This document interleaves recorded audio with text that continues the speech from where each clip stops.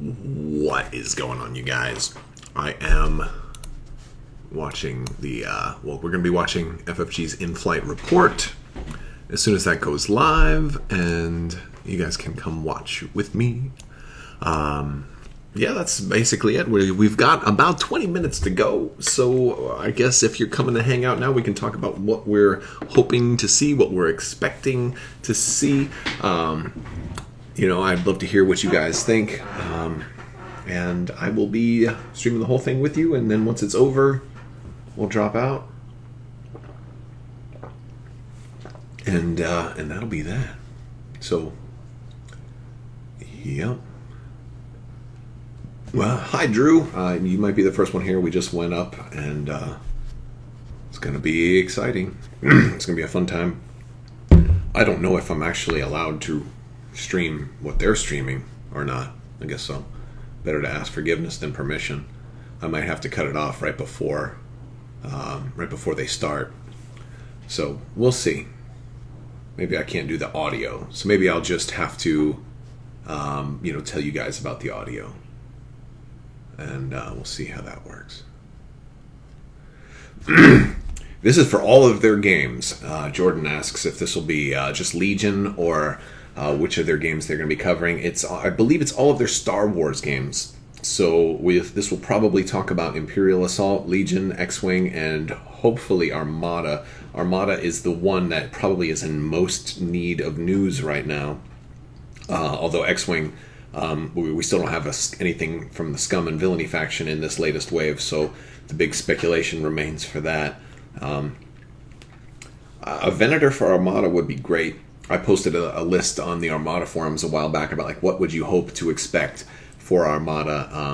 You know, what's like the worst case scenario? Like they're going to announce something, but it's like a worst case scenario would just be like a rules update with no actual new content.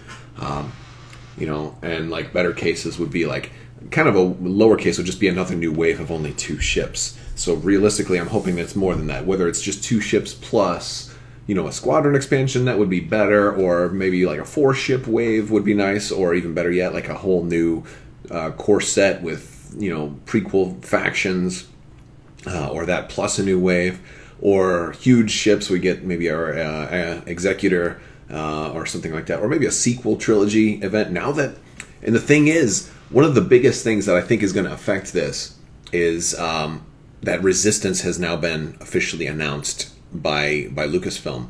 So there is a whole new show now, and that of course is going to heavily influence FFG gaming products and stuff, because you've got a whole new wealth of characters, vehicles, technology, ships, ground vehicles, ground characters, Force users, possibly. I don't think it's going to... The main character, I believe, is just a pilot, but there's, you know, it wouldn't be Star Wars if it didn't in some way have something to do with the Force. So, and I say that, and I watch Solo will come out, and there will be no Force mentioned at all in it. I'm almost certain that it will have to. It'll have to have it in there somehow. Adjust things just a little bit. So yeah. So what are you expecting to see for X-Wing? What are you expecting to see for Armada? You know, I'm hoping, I'm really hoping, like my biggest takeaways from here is for Armada is an Executor. Got to see huge ships, huge Superstar Destroyer style ships for our Armada. That or a new core set with you know, like maybe a new factions. I would love to see new factions in Armada. There's not so many waves out that you can't get caught up. So I think this would be a good time to do that. Legion, I would love to see new factions added for as well. It's still early enough, and this is about the time frame I think that they announced new factions in Rune Wars. Although I think they said from the beginning that there would be more than 2. But with Rune Wars, we had like that first full wave out for the first 2 factions, and then they announced there were going to be 2 more. So I would love for them to follow and suit with that.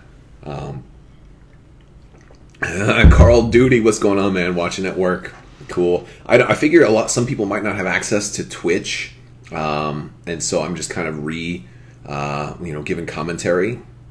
We're gonna see. We're gonna see.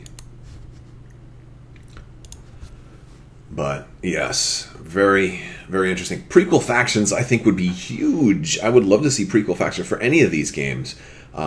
There's, the more and more I've seen of prequels, and I started watching Clone Wars again with my oldest son, and he was kind of getting into it a little bit. There's just so much there. There's so many ships. There's so much technology. There's just so many characters. There's such a wealth of product and characters and technology and things that would fit perfectly into any one of these games. It's a shame to let it all go to waste. And the battles in Clone Wars were really good. I mean, look at that opening scene of Episode 3.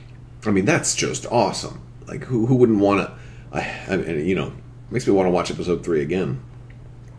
So, yeah, there was a lot of quality in... for wargaming. I mean, look at the Battle of Geonosis and imagine something like that with Legion. It's going to be very, very interesting. Really hoping.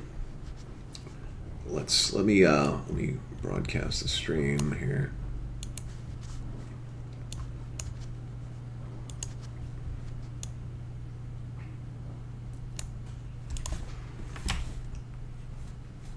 All right, so let's see.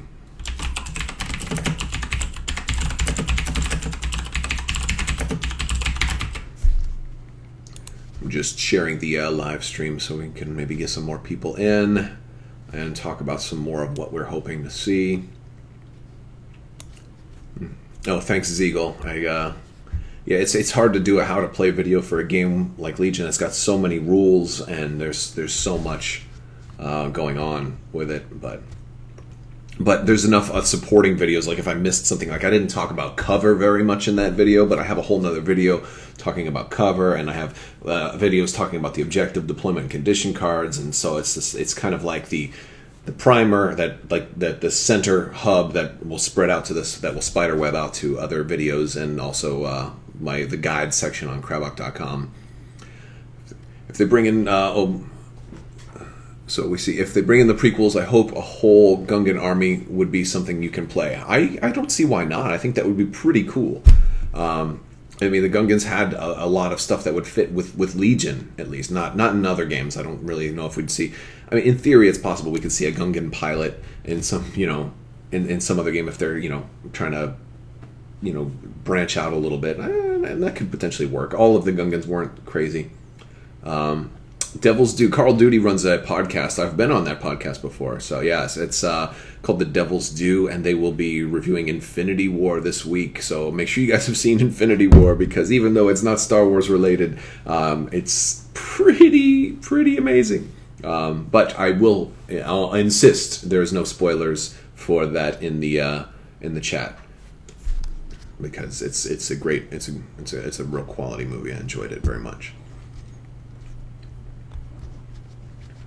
But yes, I'm kind of excited about the TIE Reaper. I'll be honest with you, I haven't played as much X-Wing as I'd like lately. I'm going to try, once this next wave comes out, I'm going to try to prioritize it more. I've been doing a lot more with Legion, as if you follow me, you'll know that I've been doing a lot more with Legion, and it's been tricky to try to balance so many different games between Legion, Armada, X-Wing. I've kind of phased out Destiny. I'm not doing much with Imperial Assault right now, even though we've had the app. We've had such a downtime period with Imperial Assault. And then all the board games, like Rising Sun is like one of the ones I really like. Lords of Hellas, really cool. GKR, I still have to do a how to play for that one. There's new Kickstarters coming in. I've got more zombie side stuff coming in, and there's like so many games, And on top of that, there's some video gaming. I've kind of stopped playing Battlefront 2. And for anybody who's just tuning in, this Hyperspace Report is for all of their Star Wars games. I don't know how much they're going to have for games that already have had announcements. Like Imperial Assault might not have a whole lot extra to announce. I'm not sure. But I think we'll get a lot of Armada stuff. I don't know how much we'll get for Legion, although Legion is still young and there could be a lot of stuff announced for Legion. But it's supposed to cover all of their games. I imagine we'll probably get some stuff for Destiny. I think we'll get... So Chris is asking if I can compare and contrast Legion to Warhammer. I cannot, because I don't play 40K. I don't play any Warhammer properties. But I have played at stores where people do play Warhammer, and what I can tell you is it's a whole lot cheaper to get into than Warhammer. But I'm not going to knock Warhammer. I know some people who play both, and they do say that Warhammer is a really great game. But there is also sometimes a sense of maybe elitism in this game, and there's like a culture in this game that, might not want to play against newer players, and that's kind of a cool thing about getting in when a game is new, because everybody's a new player, so you won't have like some veteran players who don't want to play with somebody who doesn't maybe know all the rules, or isn't somebody who's like super, super up to speed on the game.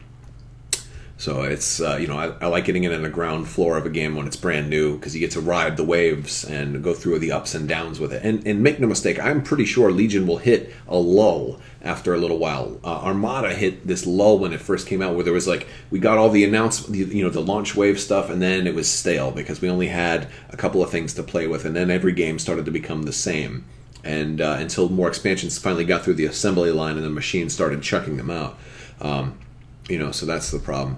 How long do I find my games of Legion running? 40K doesn't hit your table anymore during the 3-hour plus playtime. I'd say Legion is probably about a 2-hour game, somewhere in that department. Of course, that's going to fluctuate a lot depending on your setup time, depending on how good you guys are on the rules. Like if you're stopping to look up rules all the time, it's going to definitely extend things.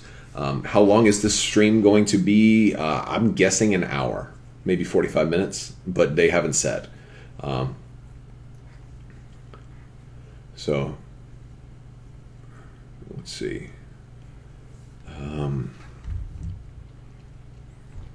Fleet Troopers and Leia Veers could have been launch releases. They could have. I think the good thing that they did with the launch releases is that they released the ATST and Snowspeeder at launch, because if they didn't release those yet, because those are Wave 1 expansions, whereas all the other expansions were Core Wave expansions, the ATST and Snowspeeder were the first of Wave 1, with the rest of Wave 1 being Leia and Veers and Fleet Troopers and Snow Troopers.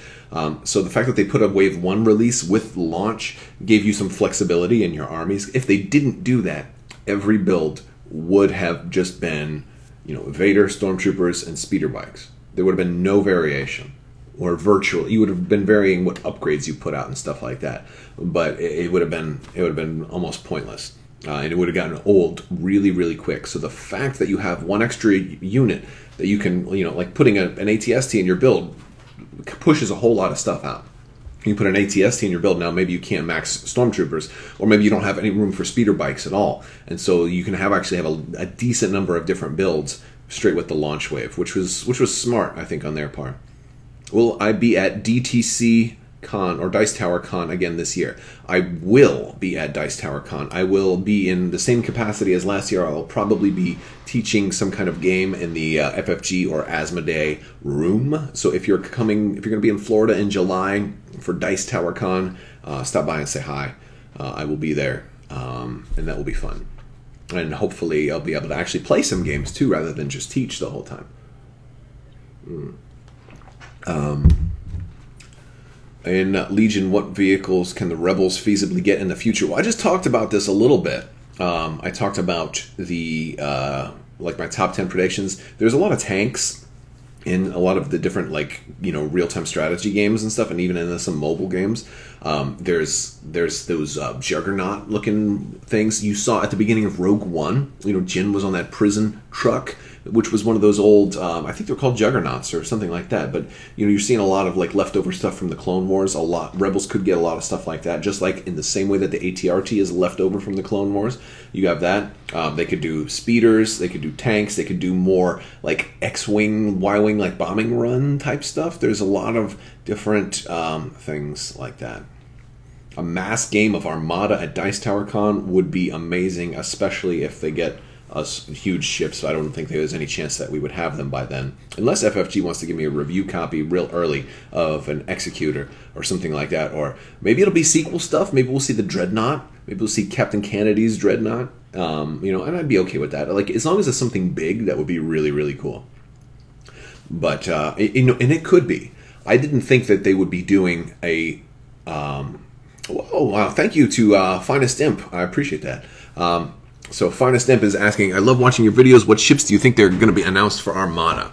So big thanks to Finest Imp for the super chat.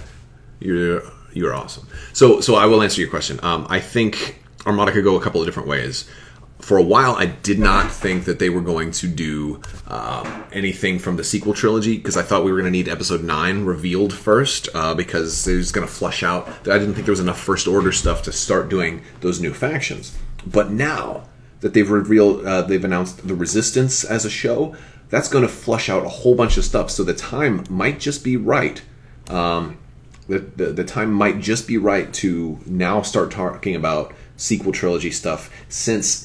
All right, right now you could do the Resurgent class Star Destroyer, you could do the Dreadnought, and there's I think there's one smaller ship from the comics, but that's not enough to start a whole new faction. But if you've got a whole new show coming out, then it's safe to start a new faction, and so we could see that. Oh, it looks like they're getting ready to start. But to finish up answering your question, I really hope we get the Executor, or I also really hope we get prequel factions. I would love new factions in Armada. It would really change things. So yeah, I feel like at this point it actually might surprise us, and they might do a sequel faction ships, because that meant if they think an Executor's too big to do on the tabletop, then we might end up seeing other stuff. I don't know if there's going to be sound with this, and I don't know if I'm even allowed to rebroadcast the sound. So I'm going to be talking with you guys through it, so that'll be interesting. It'll probably get a little quieter while they're talking, so I'll try to be listening in and telling you what's going on. This is exciting.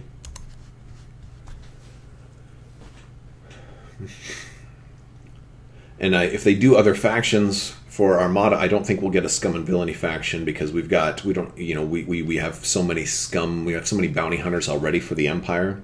Like, I think in X-Wing they realized at a certain point, it's like, hey, whoa, we screwed up. We made Boba Fett, and we have to make him for everybody else now. But they're in too deep, I think, with Armada. And hi to everybody else that's joining us. We're getting ready to do this. So this is going to be fun. I'm so excited. I took the rest of the day off of work. Once this is over, we're all going to have to process this. I'll shut down the stream, start gathering my notes, and try to put some proper summaries or videos together. My thoughts on Krennic. I think Krennic is really cool in that he is an upgrade that's not on the ship that he's really upgrading. Like, the condition card is the better of the two upgrades. Granted, the free target lock is nice, but you're going to put him on your attack ship, or you have Krennic on the safer ship, and you put the upgrade on like your Soontir Fel or somebody, or your Phantom that's going into battle. If that ship gets blown up, you don't lose the 5 points, because Krennic is safe behind on maybe a Decimator or something like that. I think a Decimator is a great option for Krennic. Some of you viewers actually suggested that, because of the fact that he is that target lock he's going to be able to use, because you got the turret, so he doesn't even have to line up the shot, and also it's got a lot of hull, so that's kind of cool. Neutral ships that any faction can use, from Dan Vong. I think that'd be cool for just about any of their games, or neutral troopers if you want to talk about Legion. But neutral ships, I think, would be a great way to do that with the Dreadnought, or the Wolf, or the support ship. That basically the EU Legends Dreadnought, the Katana fleet for Armada. I really hope they announce that. Any guess why they are not making Krennic's shuttle in X-Wing? My guess would be that they have like way too many shuttles already. That's the problem. What's it going to do for you? I don't think there's a reason to make it, other than the fact that it was in the movie. I don't know. I think they have enough other Imperial ships right now. And not only that, we've got a new TIE fighter coming in the Han Solo movie. We've still got another Millennium Falcon that we need to see, or maybe, or the other question is, will it just be the little shuttle? Imagine if they do the Han Solo thing and it's just the little part and it goes inside your Millennium Falcon that already exists. How cool would that be? How cool would that be? That would be something else. And this is all speculation. We're going to see, because if you're watching this later on, if you're not watching this live and you're watching after the fact, then you will probably be a little bit surprised at like some of the crazy things we're guessing and how much of it ended up not being correct. The shuttle that the rebels used to get on Scarif? Yeah, that thing's too ugly and maybe too big to really have a combat role in a dogfighting game. I like stuff like that to just be like scenery or terrain. Like I would love to get like that big shuttle that they landed on Scarif with in Legion, just as a set piece. Maybe that's a thing for Mel to do for Mel's miniatures. That would be a nice one because it's flat on top too. And they used you could fight on those in the first Battlefront or the 2015 Battlefront. That would be fun. Krennic replacing Pelt. Oh, are we getting ready to start? We're getting ready to start, guys. Yes! Let's do it. World Championships. What's going to win Worlds? All right, here we go.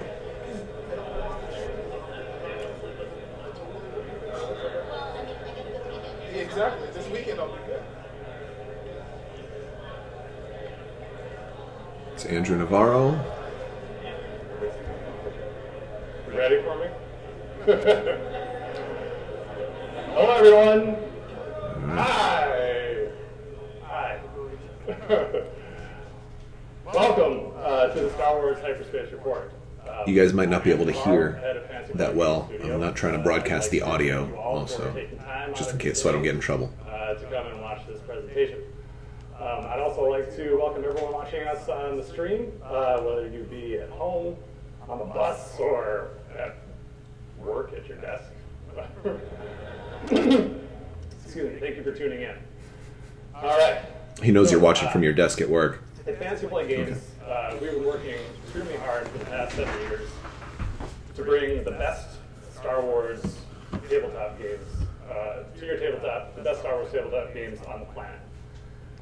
Since those products began hitting the market in 2012, we've sold over 20 million Star Wars games, expansions, and accessories worldwide. From board games to card games, role-playing games, miniature games, we have a Star Wars game for every type of player. We owe all of our success to you, our community, for buying our products, for coming out to our events, for showing your passion for our games, both at your local stores and online. We quite literally could not have achieved this level of success without you. So on behalf of myself and everyone at the studio, I want to say thank you. Thank you so much. You guys are awesome.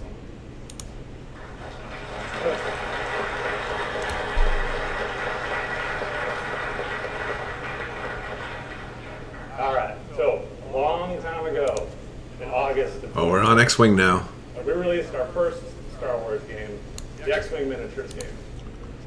It was a success unlike anything we had experienced to that point. And I remember thinking at the time, like, holy cow, this Star Wars license is a real deal. So, yes, it's obvious, right? So since that time, we've sold over 7 million X-Wing products, and we posted over 50,000 organized play events worldwide. That seems like a big number. That seems like a lot. That's awesome. So throughout the life of X-Wing, we brought over 50 unique ships to life on the tabletop. But today, I'm here to talk about something a little more extensive than what you might expect from the next wave of ships. Oh, here we go. Here we go. Here it is, guys.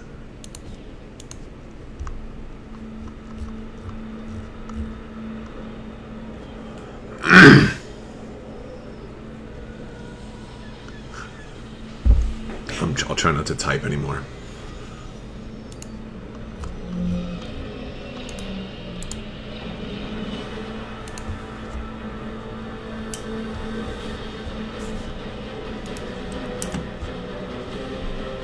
Oh, this is cool. Whoa, did you see that?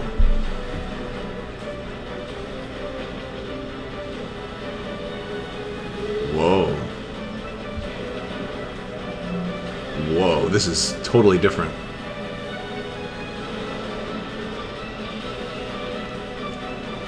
Those S-foils. A whole new core set? Oh, it's an app! Digital X-Wing. Holy crap, man. Wow. Wow. I don't know how I feel about that. I don't know if I want to play it digitally. I like to play it. Star Wars X-Wing Second Edition. Second All right, edition. So, the new edition of X-Wing retains all of what you've come to expect from the game. It's fast. Holy crap! Second edition. Core systems have remained wholly intact, but we've made a multitude of improvements to the game to make it the best game it can possibly be. So after the presentation, I will have a panel discussion where we'll discuss the game in exhaustive detail. But for now, I'm going to take you through some of the highlights. So, X-Wing is great, but we knew we could make it even better. So the goal of publishing a new edition of the game was to create as strong a mechanical foundation as possible. It's going to have the fixed S-foils. Years of development, and then applying those lessons to the game's design to greatly improve the overall experience. So, some of those improvements include a new universal system for turrets. Yay! Yes! Cool. I've talked about this stuff so much. We refined the action system that the panel will discuss in more detail later. We've created a new intermediate base size between small and large. Ooh, a new base size. Wow. We've refined the graphic design to make it more readable. We've made a lot of quality of life changes, easy to use changes to the presentation, like redesigning dials so that you can see all of your ship's maneuvers at a glance. And then also changing the green maneuvers to blue maneuvers so that it's more easily readable by our colorblind players. Oh, green maneuvers are blue. All right. But before I go any further with the stuff we've added to the game, I want to take a slight detour to talk about backward compatibility. So first and foremost, I want to let you all know that your first edition ships will be fully compatible. Wow. Fully compatible, okay. They had to do that. And it's been like $3 grand on this game for nothing. Who are familiar with some of our other products may know that oftentimes when we release the second edition of a game, we'll release a conversion kit so that you can use the previous edition's plastic components with the new edition of the game. X-Wing is a little bit different in that there is a lot of content to convert. So we've broken down the conversion kits by faction. So alongside the core set, we'll release conversion kits for Scum, the Empire, and the Rebellion, which will provide all the cards, punch board, and plastic bases you need to use your ship collection in the second edition of X-Wing. All right, so continuing with new features. The Force. So in the new edition of X-Wing, the Force is far more present. It is now a stat on ship cards with Force-sensitive pilots. So then in addition to giving characters like Luke and Vader the ability to manipulate dice results with Force tokens, they'll also gain access to Force-specific upgrades. That's pretty cool. So stronger faction identity is also a major feature of the new edition. Each faction will feel more thematically and mechanically distinct. So to that end, the First Order and the Resistance will be their own distinct factions in X-Wing Second Edition. With their own conversion kits coming with the second wave. Separate factions. So some of you may have noticed that there are no point costs or upgrade icons printed on the ship cards. That's very intentional. All of those point costs and upgrade icons will be handled by our X-Wing Squad Builder app. The app is completely free. You'll be able to find it on your app download platform of choice and also on our website. We're very excited about this app, primarily because it will give our organized play team the ability to react to changes in the competitive metagame and create better balance by adjusting point costs and adding and removing upgrade icons as necessary. Hey, that's awesome.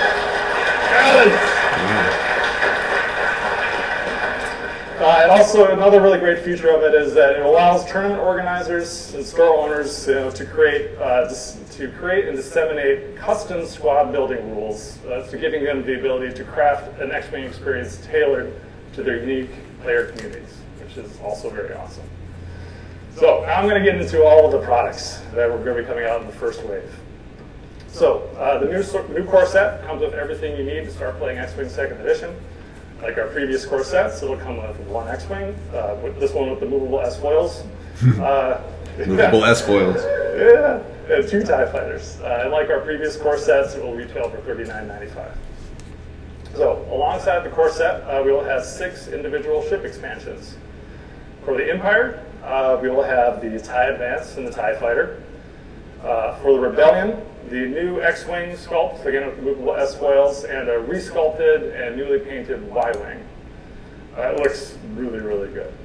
And for the Scum, we'll be releasing a newly sculpted Fang Fighter. We'll also have a new paint scheme, and that one has pivoting wings. That's pretty sweet. Adjusting the screen so you can see everything. Sorry about that. And Slave One, which will feature the new medium base. So, as I mentioned earlier, the first 3 conversion kits will also release with the core set. Each of these conversion kits features over 90 ship cards, 150 upgrade cards, and enough punch board to field more than 40 ships. All these components vary, all these numbers vary slightly from kit to kit, but that's essentially what it is.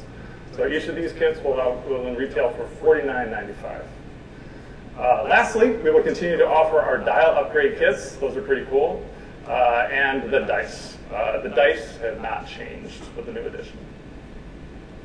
So some of you may be wondering, what about Saw's Renegades and the TIE Reaper? Like, that's not even out yet, and you're talking about 2nd edition. So we thought about that. So now I can reveal that both of the products in Wave 14 will feature components for both 1st and 2nd edition. So with those ships, when those come out, you'll be able to get a cool preview of how those ships will function in the new edition of the game. All of this stuff will be available for purchase at Gen Con in August. And then will be followed by a full retail release in September. Wow. That's all I've got. That's all I've got. So I want to thank you all again for coming out and watching the presentation. I hope you enjoyed it. We're very excited. I'm very excited. So anyway, thank you all again for coming. I really appreciate it. So thank you. It can't be everything. There's got to be more.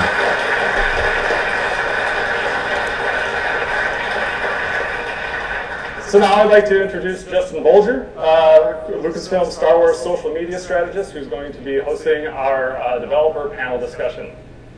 Justin. Thanks a lot, man. Thanks, everybody. Yeah, this is crazy. So let's learn more about X-Wing's 2nd edition from the people who put it together, starting with Simone Elliott, licensing manager. I know her.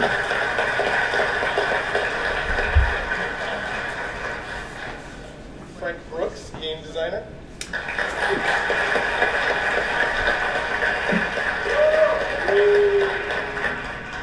No relation to Max Brook, who is a game developer.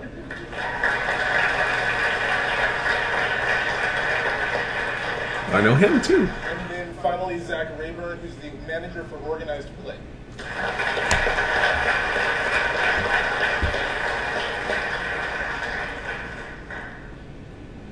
All right, so all of you focus on different parts of X-Wing. All of you focused on different parts of the 2nd edition of X-Wing 2. Can you go down the line and tell us why was it time to create a 2nd edition?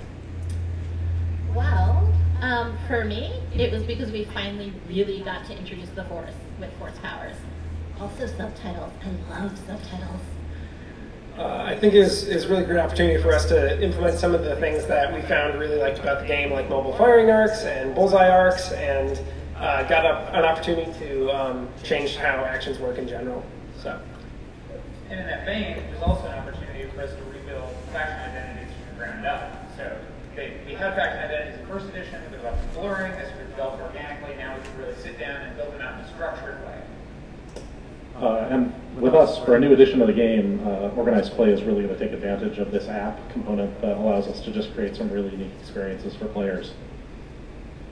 Frank and Max, can you speak a little bit about the gameplay elements that you're going to be introducing in the 2nd edition? Sure. Yeah, as I mentioned before, we're really going to focus on making turrets work the way that the Lancer class pursuit craft works. So any turret upgrade or that kind of thing has a single turret arc, so you're only shooting in 90% of the ship area around you. While ships that were primary turrets before, like the Falcon, are actually double turrets, and so there'll be arrows in both directions, and so you're shooting at 180 degrees essentially at one time. Additionally, we're able to put the bullseye firing arc on every ship, so now we can have abilities that distinctly call out having that on the ship. So instead of having to only be the Kimagilla, everyone else can play with those. We've been able to also address some issues with barrel roll and boost and blocking and things like that to really make the game a lot more tighter and much more competitive in that sense. Yeah, so on a higher level, a lot of our changes were focused towards getting back to the basics of flying the ships, like positioning and bluffing your opponents, all the things that we new players really love about the game. And to that effect, we also wanted to refine the action economy. So action economy defines a lot of first edition, and it was something we wanted to more consciously construct in second edition instead of sort of having it arise over time organically. So push the limit is one of the most important cards in first edition. Push the limit is gone, because push the limit is now a core mechanic of many ships. So we have linked actions. And not all ships have linked actions. In fact, a lot of them don't. But the ones where it's important to have access to multiple actions will have 2 action bars with one action linking to another. And often the second action is red, which brings you to red actions. So now we have actions that you can take to take stress. So, for instance, we see Y-Wings barrel roll in Rebels all the time, but the Y-Wing doesn't really justify having full access to barrel roll. By giving a red barrel roll, we know the Y-Wing can do it, but it's hard with that ship. It's not designed for it. So a lot of ships have access to red actions that they might not have had at all before. That opens up a lot of space there. The other thing is the medium bases, as you all saw. It started out with the fire spray where it was like maybe a little too small for that large base, but it worked itself out. But as we got more into the Scum faction and just seeing more ships in general, we got more and more instances where it's like, yeah, there really probably should be a ship size that's between it, and it's kind of hard to like retroactively implement it midstream. So we took this opportunity to address that by putting all of the many ships that should have been medium bases onto medium bases. It sounds like what you guys did with the second edition is more so you took apart the game that you had already, and then you made changes to make it feel more like Star Wars. So Simone, can you speak a little bit about how the second edition is going to make this game even more of an authentic Star Wars experience? So when we first started talking to Lucasfilm about making a second edition, there was a lot of talk about community and what it would kind of mean to change the game. And we basically talked about what we could do to bring it back to that core Star Wars experience.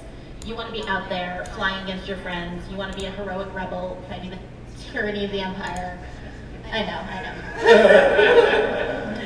And basically, from the very beginning, I remember one of our first early meetings, we're just sitting talking about the faction identities and what that would mean for the game.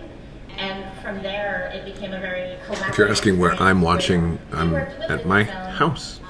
Probably the thing we iterated on the most was the Force, as Max knows, over and over, and taking ideas from our team and from Lucasfilm and just really getting the Force right. Because if you don't get the Force right, it's going to feel like a gimmick when you're playing it. So it was super important to us that it felt like Star Wars. For me, another small thing that really makes it feel like Star Wars, Oh, it's subtitles. Sorry guys, I love subtitles so much. You have no idea. So, subtitles are introduced to the game, and it's a way for you to get those tiny bits of Star Wars flavor into the game. For instance, Fenrau, if he is piloting the Fang Fighter, his subtitle is Skull Leader. But you can also have him piloting the Phantom II, and all of a sudden his subtitle is Reluctant Rebel, which really speaks to kind of his character arc in Rebels. So, there you go. Nice. So, like, Brave Imperial could be one that you would find No. in other place. I love that during the presentation, one of the things that got the biggest reaction from the audience was the fact that you're going to support the first edition through the new version of the game. Zach, can you tell us a little bit about what the next few months look like as far as the first edition goes? Definitely. So there's a lot of exciting events. They're going to carry players through to the launch of second edition. We have our final World Championship for first edition here this weekend at the Fantasy Flight Games Center. And then there's the final European and North American Championships that'll take place at UK Games Expo and Gen Con respectively. National Championships begin in June. Local game stores will be receiving their first edition store championship kits and season 2 kits in June, season 3 kits by September. all of those kits and events I just mentioned, they feature some prizes that are compatible with second edition. So you're going to see some cool second edition content in some of these kits as they reach you through the coming months. In addition, our competitive System Open Series events, they continue into July as well. Players who have qualified or will do so in the coming months, they're invited to join us here at Fantasy Flight Game Center October 5th through 7th for the first high-level competitive event for X-Wing 2nd Edition. We'll even have a side event for 1st Edition to celebrate their success getting there playing 1st Edition as well. More details on that event and registration will be posted really soon. So I'm really excited for the next few months. I think it's going to be a great lead-in to this new big launch of 2nd Edition. Nice. How does that translate into organized play? So for organized play 2nd Edition, we've got some really exciting plans for what's going to happen when people reach that point in their local stores. Like I said, at Gen Con, there's going to be some really cool events happening there for 2nd Edition on Thursday. So be on the lookout for the information on that on the Gen Con website soon. And then we've also got this whole new program for you, this really robust thing. What we did was we focused on what resonates with different types of players. For many people, that answer, it's new products and variety. For competitive players, those new expansions, they provide more opportunities to choose from. And it's exciting to face a variety of squad builds to hone your skills when you go out to play a tournament. Established players, they have appreciated variants that have happened and popped up in the community. They have a lot of variety that's introduced through those, and they include allowing for different types of gameplay, things that maybe aren't so focused on competitive play. We also have kind of the new players who see their favorite Star Wars ship there in a new product, and they want to jump into the game, so it's an exciting opportunity for them when that comes around, which is why there's kind of this nice breadth of ships that are coming to you and have come to you over the years and have grown that community to just monumental proportions. We'll support our most critical partners, which are your local game stores, in enhancing our current offerings and adding even more. It's a robust program with an emphasis on new products and variety for stores and players to build and grow these awesome communities that you all have spawned around this awesome game. It's cool. So you're seeding in opportunities for people to begin converting and really begin to learn how the new mechanics of the game are going to work so that when it's released, it's a bit of an easier transition than just all of a sudden here's a new game for you guys to play. Yes, and of course on the website there'll be all these details about not only these events, but of course the mechanics and the new things you'll find in the game. It's going to be a really exciting few months to lead up to the launch. And so the next step in that is obviously going to be the conversion kits. Simone, I know that making sure that you were honoring investments that players had made along the way, it's been out for years at this point, was important. So can you speak a little bit more to how the conversion kit process is going to work? Yes, so obviously, as Justin mentioned, we're all here because of you, the community who has built, you've basically built this game up. You've invested so much time and money, so it was essential to us that we honor all of your commitment to first edition as we bring second edition to you. So, as Andrew mentioned in the presentation, the conversion kits have all of the cards, punch, ship dials, ship tokens, and enough medium bases to kind of get you guys started with all of the cards that were brought from first edition into second. What I think he did not mention, and I'm super excited to be able to talk about, is that in second edition, in the expansions, we do have additional content that was not part of first edition. For example, in the Y-Wing, we finally have Nora Wexley actually flying a Y-Wing. So, as we don't want you guys, the players who have invested so much in first edition, to have to go out and buy this the new expansion, though you should because it's a gorgeous skeleton paint. That's just me. Basically, those ship cards for Nora Wexley and any other new pilots that are in the second edition will be included in the conversion kits. So you guys will not have to go out and buy this content just to be able to get all of these cool new pilots. So the conversion kit basically makes the pre-existing X-Wing set that you have ready-made to play the second edition. Okay. Yep. So if you're an I'm sorry, that's not... If you're a player now and you're enjoying the game, you spoke earlier about making the second edition an even more authentic Star Wars experience. Max and Frank, I was wondering, the faction identities was something that stuck out to me because I mean, the Empire and the First Order, everyone really wants to know how you're going to strengthen their characterization, because everyone likes them more than everyone else. Can you talk? This is a thing between us. It's okay. That's why I'm asking them. Fair. Can you speak a little bit more to how you've strengthened the faction identities? Sure. So for Rebels, one of the most potent effects, as many of you know, notoriously, is Biggs Darklighter. But at the same time, he really played to what the Rebels known for, you know, having each other's back and being friendly and, you know, helping out your friend. So we really wanted to amplify that as much as we can. Not the effect of Biggs, of course, but that kind of, you know, helping out one specific guy, you know, knowing that they can trust you, that kind of thing. Yeah, and for the Empire, we wanted to really play up their regimented nature, you know, the way they all fly well together or else.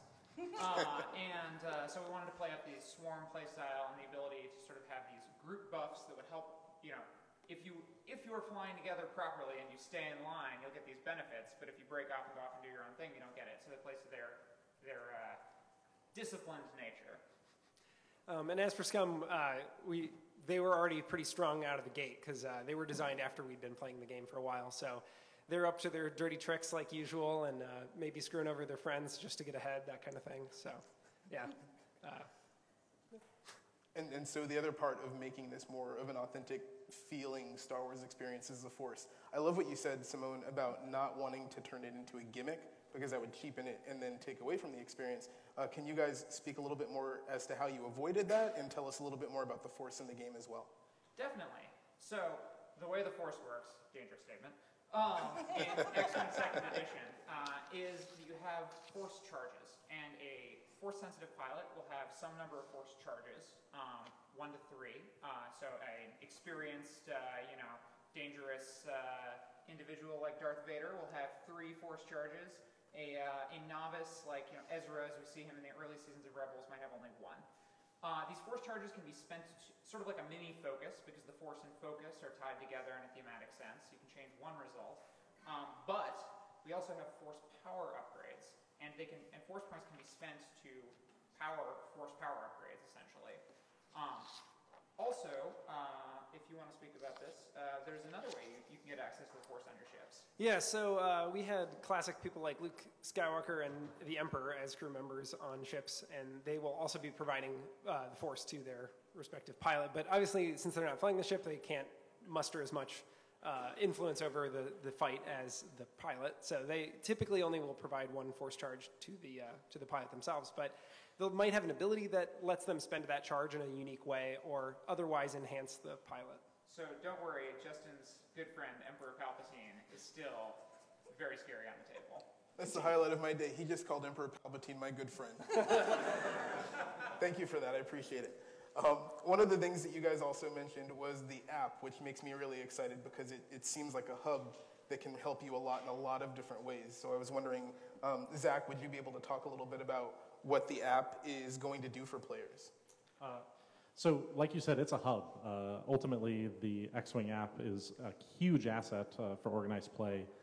We've seen over the period of First Edition, these opportunities came up where we wanted to approach balance again in the game, and we addressed that with some well-crafted changes through the FAQ that was released. But now, with the invention and release of Second Edition, the app is going to allow basically us to approach balance in an entirely different way.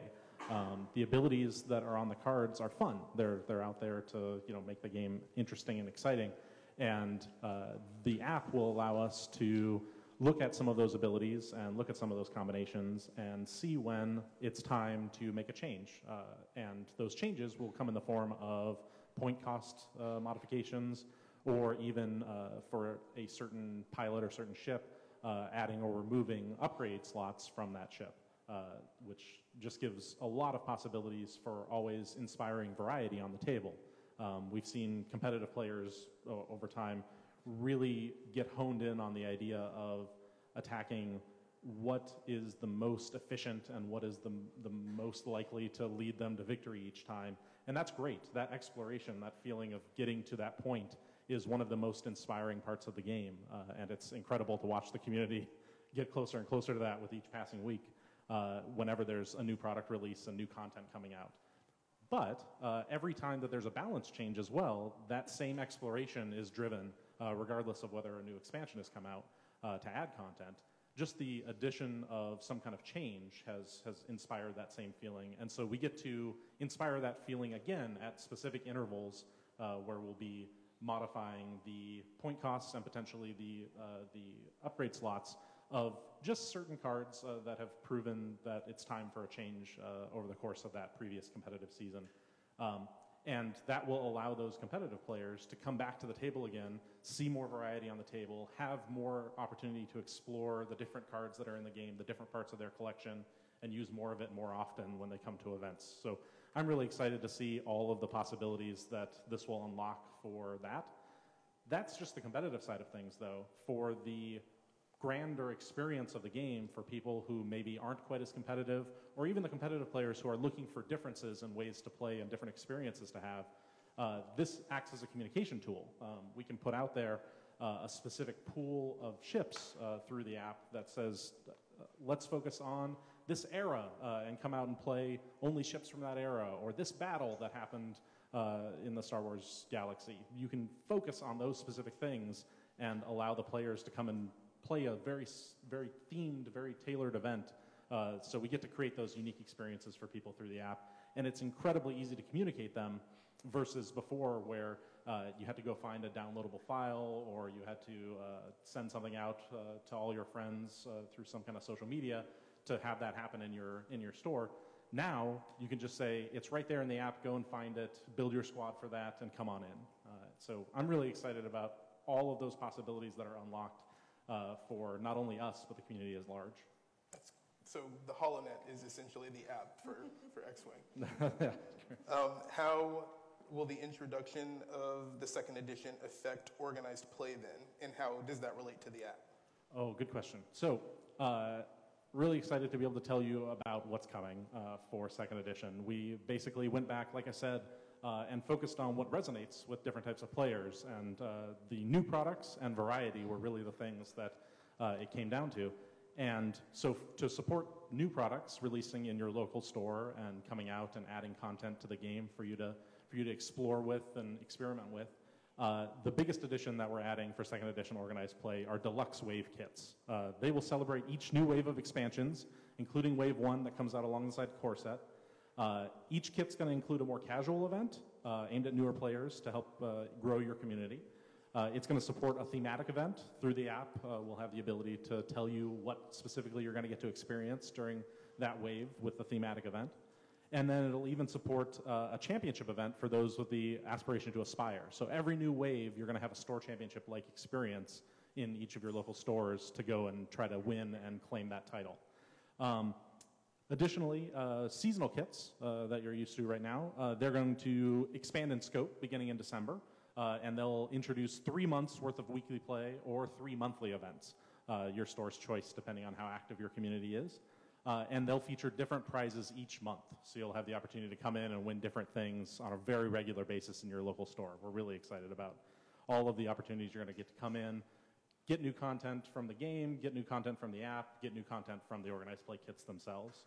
And then, of course, the highly successful System Open series will continue and expand. You can expect some additional locations beyond Europe and North America. Lots of support for that, for sure. And then, so regional championships. We've had those during a certain period of time each year. Those are going to transition and become hyperspace trials. So same type of experience, same level of competition out there in the world.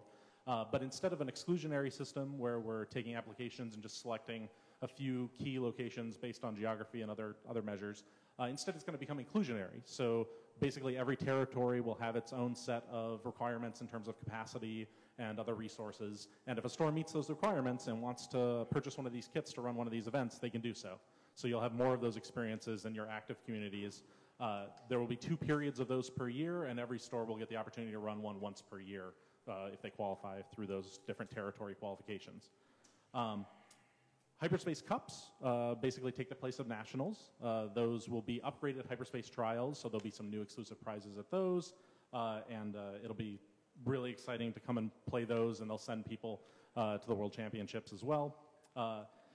And all of those things, the System Open Series and the Hyperspace events, are going to lead to the World Championships, which are going to move to October and be just X-Wing specific. So an entire weekend of X-Wing for people to come and play and experience together with their fellow players from around the world that qualified through the Hyperspace and the System Open Series events. So a lot of exciting opportunities for really the competitive players to engage, and then for us to build that new player community at the local level with these expanded seasonal kits and the wave kits. So we're really excited about all of that. So if it wasn't clear before, it should be clear now. You guys haven't just come up with the second edition of the game, but you have plans already for how to incorporate that into the experience on a larger scale for players, and then, like I've said twice already, make it a more authentic experience for everyone. Aside from just the basic building blocks of really unifying the community around the game, what does the future hold for the second edition? Simone, my good friend and loyal Imperial. Didn't deny it. I can deny it. I will deny it to my dying day.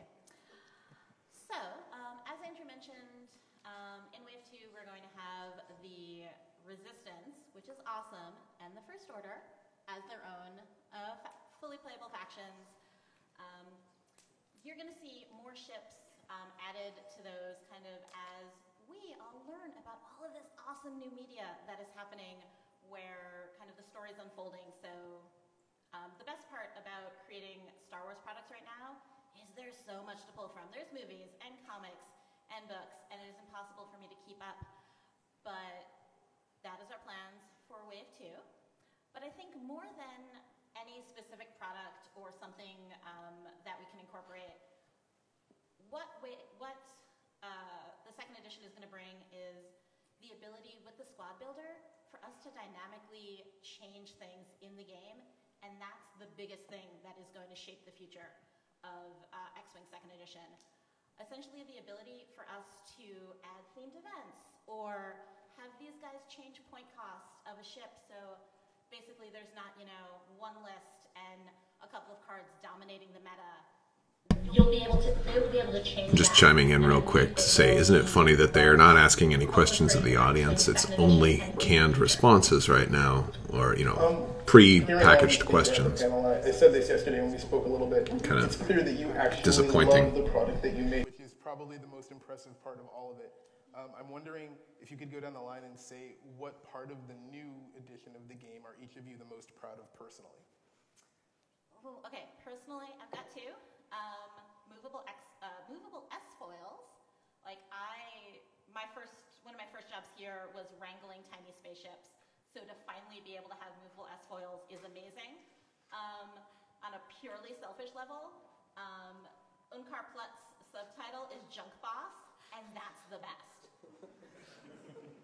So I've had previous jobs where I would be going along doing my day-to-day work, and I'd get really frustrated with something I couldn't do anything about, and it was just had to deal with it every day. Yep, same thing. Yep. But I finally got this opportunity to take my 5 years of experience working on X-Wing, learning all the little things that's like, you know what, we could do it differently here, that, and the other thing, and actually getting the opportunity to put all of it into the game. So it's really huge for me.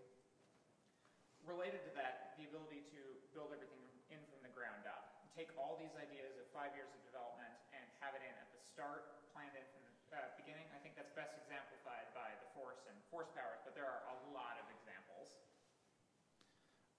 For me, it's definitely the app.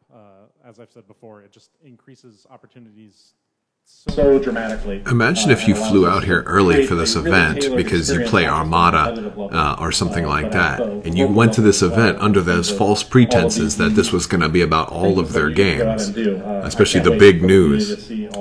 And, imagine flying out there and buying a plane ticket to this just to find out that you were misled. Like, where's all the rest of the news?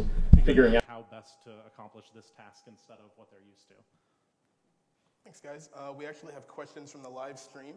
I want to start out with this one, which I think is probably the most important as someone who didn't play tabletop games before this one. And so, Zach and Max, is the second edition a good entry point for new players? I can speak to that. Yeah, it's a great entry point for new players. We've tried to really make things, intuitive sort of from the beginning, sort of teach you to focus on the core activities of the game. I think Frank could probably provide a few decent examples of that, since it is his design after all. Yeah, I think the big one is we just did a lot of quality of life improvements with just how abilities work. I got a lot of time to write a style guide for how to write cards and kind of look at how it had been written originally and really addressed all of the little bits of language that could be made more clear and all of that. So I spent a lot of effort. I'm going to minimize the window so I can ask him a question. A new card if you're not familiar with how the game works. And from an organized play standpoint, second edition itself, its release is going to be a great time to get in, ground level experience for people to scoop up some second edition kits, learn how to play, and then if they want to expand their collection from there, they can do so. But not only is the second edition product itself aimed that way, with organized play we specifically tried to create events that happen on a regular basis each time there's a new release to get new players an opportunity to come into the store for the first time, because there's always the players out there that are going to jump in and grab the new product and go home and play with their friends, and that's awesome. But we love being able to bring them into stores, engage them with the community, with all of you, welcoming players. Please don't crush their dreams. And just show them a great time. And we're doing that through these very specific events where they get a very beginner experience, but it's also challenging to the engaged players out there to come in and experience as well. So getting them to commingle, getting them introduced, getting them engaged with your community, that's all part of the plan, and we really hope it not only helps grow, but helps you enjoy the game more by seeing more fresh faces at your local events. The next question is about the conversion kit, and is all relevant new content available in the conversion kit, or do you still need a core set in order to engage with the game? You still need a core set, and that'll give you all of your templates, tokens. Damage deck as well. Correct. One of the big things which haven't really been highlighted yet, but since we're talking about it, is the templates. The maneuver templates actually have a line down the middle now, so when you're resolving a collision, you can actually more easily align where the ship is, because you can align the dots on the front and back of the base to help with that. So ultimately, yes, the new core set will be important to be able to play the new game. And I was going to say, for any of you that are here competing at the World Championships this weekend or in some of the upcoming events, you may notice that the templates that you have the opportunity to win have that same line on them. Everybody, I hope you appreciated the very sleek design and thought it was very forward-thinking. In reality, it was even further forward-thinking, and it's second edition compatible. So going back to the first question about is this a good place for new players to start on? So if you buy a core set and you've never played X-Wing before, you don't need the conversion kit in order to continue forward. Is that correct? Correct. That is absolutely correct. And then I think Frank can speak a little more to this, but if you're a new player, you don't have to use the app, but you can just do some kind of quick build. Yeah, so a new thing we're adding is this idea of quick build cards. So for each pilot that you have in an expansion or the core set, it has three different options, or an option for each pilot. There's usually 3 per card. And it has just sort of like a group of upgrades that either came in that expansion or in the core set that you'll be able to field. So if you've never played, you never built before and you're a little nervous about like, what's a good list? What do I put on a thing? When you buy the ship, it will come with these quick build cards, and you say, oh, leave Intenza, or Ezra Bridger, whoever you have, you want to play with them. It'll give you a list of upgrade cards that you can take along it, and there's a threat level associated with it. So you can pick like a threat 6 level game, and then you and your friends can just pick cards in order to get a threat up to that level. So they're roughly equivalent. Obviously, it's not the most competitively balanced because you have to narrow down what we've refined to a 200-point system, which I don't think I was actually mentioned yet, but it's 200 points instead of 100 points, same size, but we've just given ourselves that granularity of half points. So yeah, it's not as finely tuned as that, but it's still a fun, quick, easy way to play. We might even be able to do some events where you use like drafting those, or otherwise being able to choose that, if you want to talk about more, Max. Yeah, I was going to say, we've talked internally about the possibilities for a quick build draft experience or other things where you use them in some way. Maybe there's a quick build you have to include in your list or something, then you have to build around that restriction. So it's just a ton of possibilities that I'm sure Zach will be excited to play with. Oh yes, the welcoming events that we mentioned take advantage of this quick build system and allow you to kind of experiment in that realm and even put some new quick builds that aren't in the products out into people's hands. So we're going to be really excited for people to grab onto that, find the best ones, refine, and have a fun experience, hopefully with lots of new players. And along the same lines, the next question, you're speaking a lot about community and unifying new players with seasoned players. Anyone can use the app, correct? Oh yeah, it'll be free. It's on the web. It'll be on our website, as well as you can download it to whatever mobile device you have. And it'll be localized. Yes. I've been working on a lot of that lately, actually. But yeah. All right, changing gears a little bit from the mechanics just to fun stuff. Max and Frank, they'd like to know what your favorite ships in the 2nd edition are. TIE Fighter. It's always tricky, because I'm always playing the stuff that's not out yet. I can go first if you want. Okay, go for it. You think about your answer. Okay. So for me, it's the T-65 X-Wing. I am really happy with where that ended up. It is a fun ship to fly. We managed to, you all know about this from what you've seen of Saw's Renegades, but folding wing S-foils are also a game mechanic, and that continues forward into 2nd edition, and it's just a really satisfying ship to fly. As Frank likes to put it, it's probably most improved. Yes. I guess, I don't know, it's probably a toss-up between the A-Wing and the Interceptor, because TIE Interceptor, because I really like the way we handled the ability to basically bake in, push the limit onto the pilot. So another mechanic that wasn't really introduced is this idea of ship abilities versus pilot abilities. So ship ability applies to all ships of that type. So and all TIE Interceptors. Before you get too worried, most ships don't have ship abilities. True. But things like adaptive ailerons, or in the case of the TIE Interceptor, auto thrusters. Oh yeah, it's called auto thrusters. It's not the same effect as previously, unfortunately, for those that were. This one's more fun. It's more fun though. After you perform an action, you can perform a red boost or barrel action. So it's basically baked in push limit. So you can actually have an interesting elite pilot talent along with the ability to do an action and then maneuver afterwards. Next question from the screen is thematic missions. We've talked about those a little bit. Can you give us an example or go into a little bit more detail about what kinds of thematic missions are going to have? That's a great question. So one of the first ones that we're going to see is the Battle of Yavin. So you'll get to see all the cool ships that were used to take down the first Death Star, along with the ones that were used to valiantly defend it. It's a strong word. Justin, yeah. Although they ultimately failed. That'll be a really exciting experience for people to come and play with out of the gates. Beyond that, the possibilities are endless, and I'm going to be really excited to tell you a little bit more about them as we reveal what's coming in future waves. Next question is upgrade costs. Are they going to be adjusted to balance behind the scenes? Oh yeah, definitely.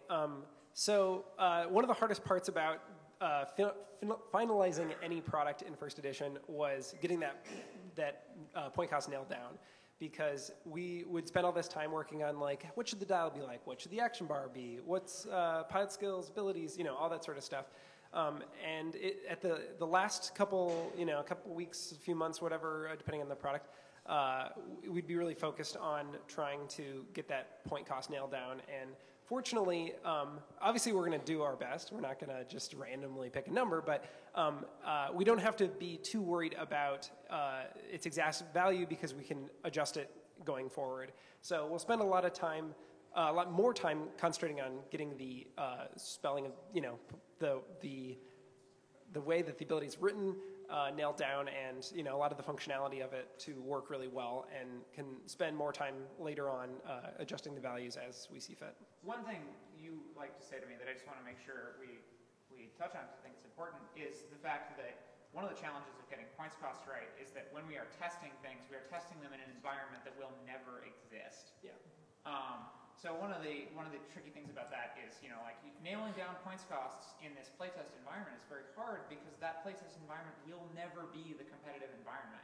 And because all these values are relative, it's very challenging to get those values locked in. So now we'll still test them in isolation, and I suspect we'll continue to get them pretty close, but when we see them in the real environment, we can say, oh, in the real world, this actually is kind of different. This should be costed like this. Those two upgrades should not be allowed to be together on this ship, etc. Yeah, another related one is just how the other advantage of being able to adjust point costs is we might have a card that exists that's pretty good. Everyone really likes it. But we want to make another card that's very similar to it. And if we were to do it, no one would choose it because the other one's just a better option. But now we could maybe make that card, which is pretty good, a little bit more expensive to squeeze in another card that fills that niche that is related but not the same ability. So we're not kind of cornering ourselves into design space because we can always kind of push things out of the way to make room for other cards or ships as necessary. Yeah, the one thing I would add is that this isn't intended to be like a crazy roller coaster of point changing. There would be very regular scheduled updates for when that balance point changing is happening. And like they were saying, it's important to note that it works not only for things that are appearing a little too often, but things that maybe have been dismissed as not being competitive, but being a very fun effect to play with. Those can go down in points, and you can see them show up more often as a result because they become more efficient that way. That's a great lead into the next question from the stream, which is, because there are no points on the cards anymore, it is the app that will do the tabulating of the points depending on where they're at, correct? Yeah, on a related note, Another thing that's funny is I guess you can't play this game anymore if you don't have a smartphone. I mean, granted, a lot of people do, but... And if you're just tuning in to join us, this is only X-Wing 2.0. It's not anything else. So if you were hoping for something else, I'm really sorry. Handle it. I guess this is somewhat of a tangent, but we are also going to play around with how many points the game is. So obviously the standard competitive environment is going to be that 200 points we spoke of earlier. But as we want, we could increase or decrease it for other events that we host. So that's another kind of fun place we can play around with the experience that you have. The next question from the stream is blocking and initiative. How are those going to work in the second edition? Well, one important thing to know is that initiative, the terminology's changed a little bit. So pilot skill is gone. That's called initiative now, because frankly, it never really reflected the pilot's skill. It was how fast you are on the stick. So that's initiative. The person with initiative is now the first player. I'll let Frank go on first. Yeah, the other part I feel pretty good about, well, I feel very good about, we compressed pilot skill. So it used to be that you'd get up to 9 pilot skill, but now it caps out at 6 instead. We found that we were abandoning a lot of pilots kind of in that weird mid-range of like 7 or 5 or whatever, where you'd end up having to pay a bunch of points to get up high enough, but then someone else would have just paid a little bit more from you and is just that much better. So now you can have more ships activating at the same pilot skill because there are essentially fewer pilot skills. So Initiatives. Initiative Sorry. 6 is it's going to take everyone a while. Initiative 6 is the new 9. Yes, exactly. I guess another kind of related note is there's no longer Veteran Instincts ability, so there's no card that can just give you... There's no card that can just permanently increase your pilot skill, so you have to do it with other abilities, comboing with friendly units or things like that. Though there is a force power that lets you jump it up during the engagement phase. So you can shoot first. Yeah. We've changed it from combat phase to engagement phase as well. It's a lot of terminology getting used to. Things like that. Yeah. The next stream question is Epic Play. What can you tell us about how that's going to work going forward? So I'm going to start by telling you guys, right now, if you are playing Epic First Edition, please continue playing. And basically, we are going to incorporate it in the future, so you're just going to have to stay tuned to our further announcements. We've not forgotten about it. And finally, are there any cards that are exclusive to the ships that will not be included in the conversion kit? Yeah, the conversion kits will allow you to get all the cards. You don't have, if you own 15 TIE fighters already, because you bought the Gazanti and the core sets, and you don't need to buy another TIE fighter outside of the new core set, of course, but yeah, you don't have to buy any further TIE fighter expansions to get all of the pilots and or upgrade cards from those ships. Cool. Well, thank you very much, guys. Thanks to our panel and to those of you watching. And if you need more, if you need more info on X-Wing 2nd Edition, you can check out Fantasy Flight Games' website at fantasyflightgames.com.